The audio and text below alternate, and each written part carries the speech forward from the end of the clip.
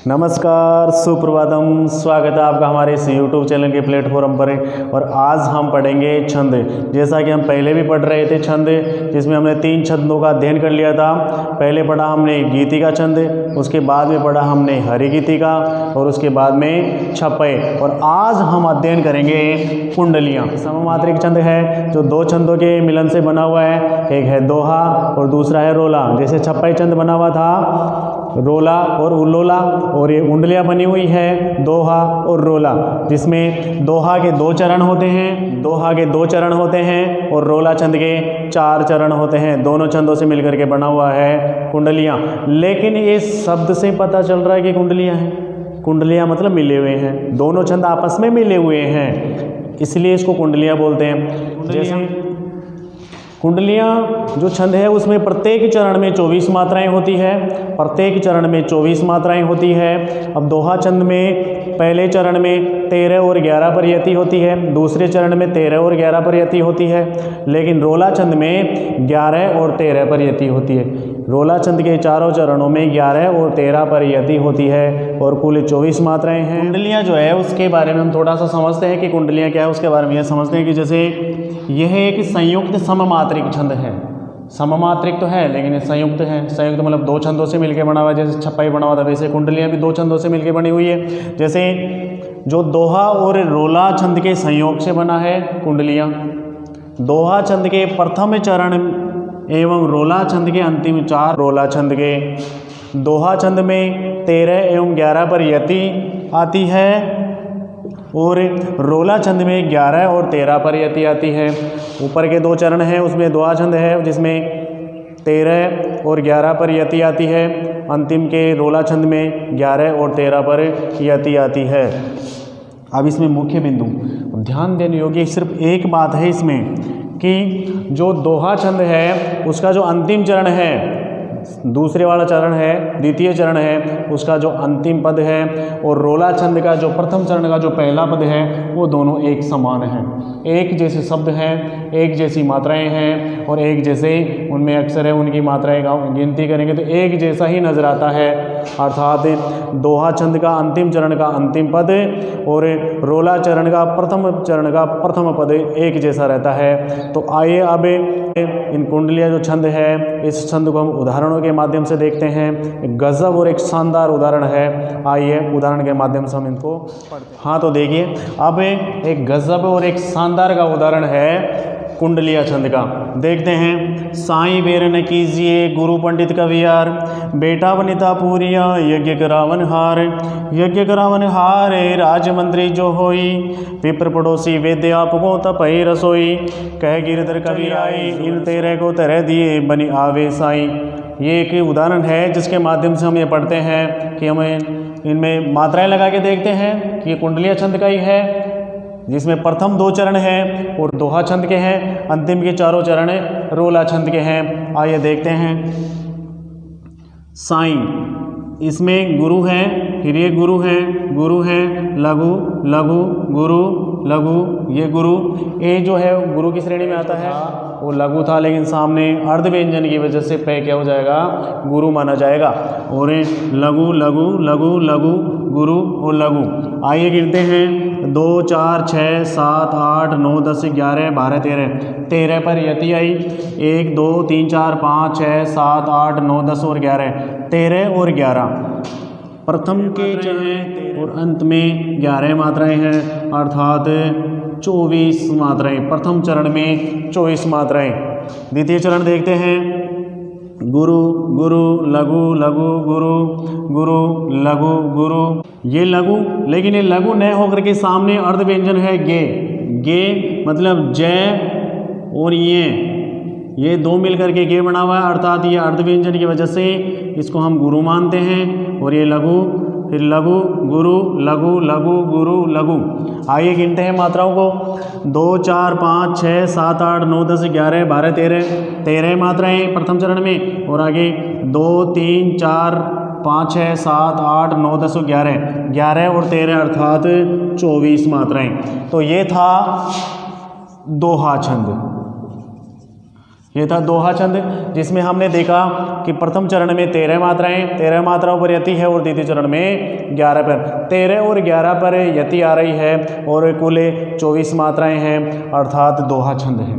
आगे के चारों चरण देखते हैं, कौन से चरण के ये वापस वही जैसे हमने यहाँ देखा, तो ये गुरु लघु लघु गुरु लघु लघु गुरु लघु गुरु लघु, यहाँ लघु न होकर के अनुस्वार की वजह से ही गुरु हो जाएगा, और गुरु गुरु गुरु और गुरु।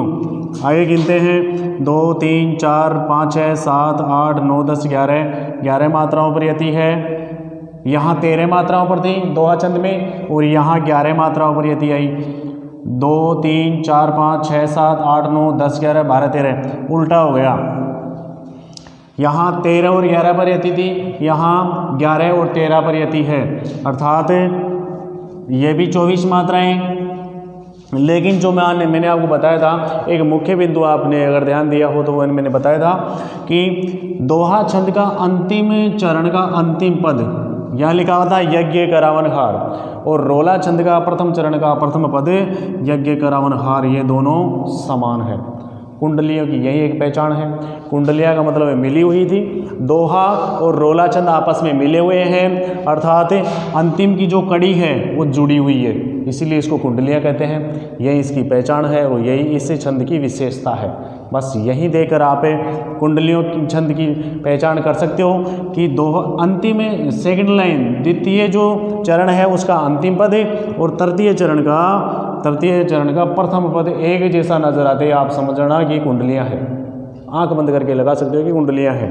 आगे गिनते हैं फिर भी, गुरु अर्ध व्यंजन की वजह से, फिर लघु लघु गुरु गुरु गुरु लघु गुरु लघु गुरु लघु गुरु लघु गुरु गुरु। गिनते हैं 2 3 4 5 6 7 8 9 10 11 मात्राओं पर यति।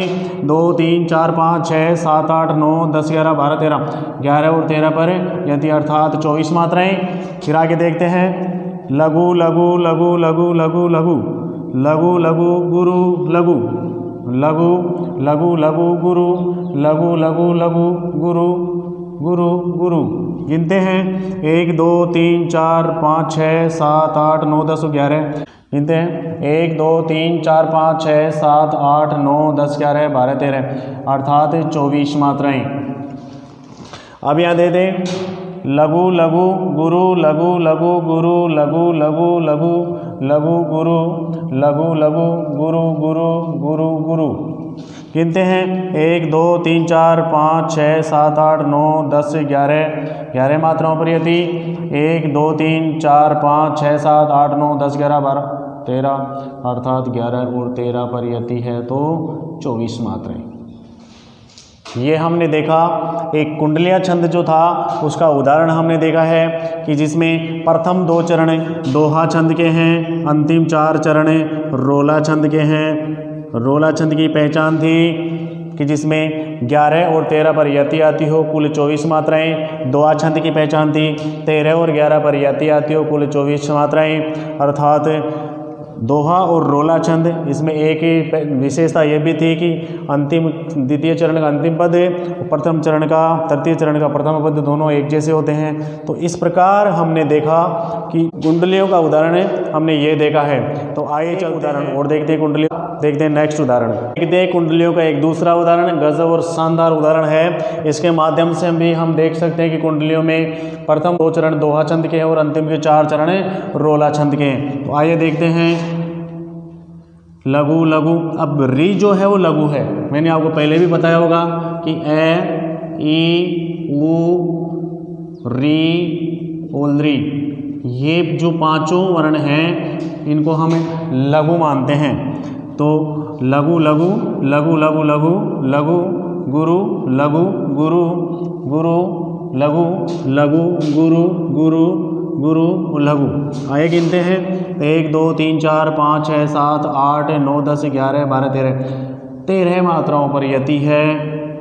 2 3 4 5 6 7 8 9 10 11 और 13 मात्राओं पर यति, अर्थात 24 मात्राएं। दूसरे चरण में देखते हैं लघु लघु लघु लघु गुरु गुरु गुरु लघु गुरु लघु लघु लघु लघु लघु गुरु गुरु लघु। 1 2 3 4 5 6 7 8 9 10 11 12 13 4 5 6 7 8 9 10 11 अर्थात 24 मात्राएं। आगे गिनते हैं लघु गुरु लघु लघु लघु गुरु गुरु लघु लघु गुरु गुरु लघु गुरु लघु गुरु गुरु। गिनते हैं 1 2 3 4 5 6 7 8 9 10 11 12 2 3 यहाँ जो ऊ जो है वो बड़ा है, तो 1 2 3 4 5 6 7 8 9 10 11। तीसरे चरण में 11 मात्राएं, जबकि पहले और दूसरे चरण में हमने 13 मात्राएं थी और तीसरे चरण में 11 मात्राएं परियति है। 1 2 3 4 5 6 7 8 9 10 11 12 13। यहाँ 24 मात्राएं, 11 और 13 परियति। और यहाँ एक चीज़ और देखिए आपने, तऊन अपनो होए, तऊन अपनो होए मिल रहा है दोनों छंदों में। आपको मुख्य बात जो बताई थी, गुरु लघु गुरु लघु लघु लघु लघु गुरु गुरु लघु लघु लघु लघु लघु लघु लघु गुरु गुरु। गिनते हैं 2 3 4 5 6 7 8 9 10 11 11 मात्राओं पर यति। 2 3 4 5 6 7 8 9 10 11 12 13 अर्थात 24 मात्राएं। लघु लघु लघु गुरु लघु लघु लघु लघु लघु लघु गुरु लघु। लघु ना होकर के सामने अर्ध व्यंजन था, इसलिए गुरु लघु लघु लघु लघु। गिनते हैं 1 2 3 4 5 6 7 8 9 10 11 11 मात्राओं पर यदि। 1 2 3 4 5 6 7 8 9 10 11 12 13 अर्थात 24 मात्राएं। देखते हैं लघु लघु लघु लघु गुरु लघु लघु लघु ना होकर के गुरु है, और गुरु गुरु लघु गुरु लघु गुरु लघु लघु लघु लघु लघु लघु। 3 4 5 6 7 8 9 10 11 11 परियति। 2 3 4 5 6 7 8 9 10 11 12 13 अर्थात 24 मात्राएं। ये था उदाहरण कुंडलियों का। अब इन कुंडलियों के माध्यम से हमने देख लिया, इन उदाहरणों के माध्यम से हमने देख लिया कुंडलियों में 2 छंदों का समावेश है। कुंडलियाँ जो छंद 2 छंदों का समावेश है। प्रथम के 2 चरण में दोहा छंद का समावेश है और अंतिम के 4 चरणों में रोला छंद का समावेश है। दोहा और रोला छंद का हमने विस्तार से अध्ययन भी कर लिया है। अब नेक्स्ट छंद जो हम पढ़ेंगे वो मात्रिक छंद ना पढ़ करके हम वर्णिक छंदों का अध्ययन करते हैं। तो आइए चलते हैं वर्णिक छंद। मात्रिक छंदों का हमने अध्ययन कर लिया, क्योंकि मात्रिक छंद में मात्राओं की गिनती की जाती है और वर्णिक छंद में वर्णों की गिनती की जाती है। अर्थात काव्य में वर्ण का मतलब होता है अक्षर, तो काव्य में वर्णों की गिनती अर्थात अक्षरों की गिनती की जाती है। तो आइए चलते हैं वर्णिक छंद पढ़ते हैं। वर्णिक छंद में हमारे सिलेबस में 2 ही वर्णिक छंद दिए गए हैं, द्रुत विलंबित और वंशस्थ। तो अब पहले पढ़ते हैं हमें द्रुत विलंबित छंद।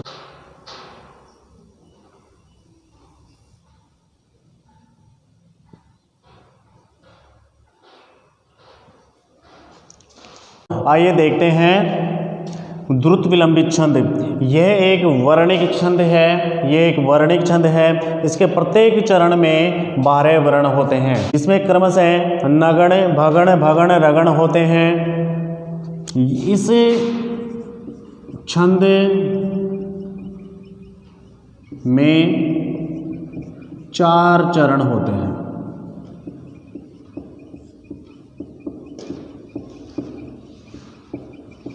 इस छंद में 4 चरण होते हैं। और द्रुत विलंबित छंद का एक सूत्र है, द्रुत विलंबित महा नभव वरौ। द्रुत विलंबित महा नभव वरौ, ये सूत्र आप याद रखोगे। तो अंत में देखो इसमें लिखा हुआ है न भय और रे। और मैंने आपको पहले बताया होगा कि यमाता राजभान एक सूत्र है, यमाता राजभान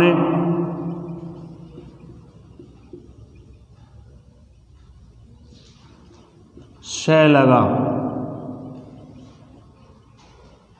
इस सूत्र के माध्यम से हम गणों की पहचान करते हैं। जैसे यगण है, मगण है, तगण है, रगण है, जगण है, भगण है, नगण है, सगण है, लास्ट में लघु और गुरु। तो अब देखते हैं इसमें है भगण, मतलब न गण, 3 वर्णों का एक गण होता है जिसमें लघु लघु लघु, ये नगण है। भगण, गुरु, लघु लघु फिर दूसरा भी भगण है तो गुरु लघु लघु ये, और अंत में रगण तो जहाँ से है राज भा, यानी गुरु लघु गुरु ये है रगण।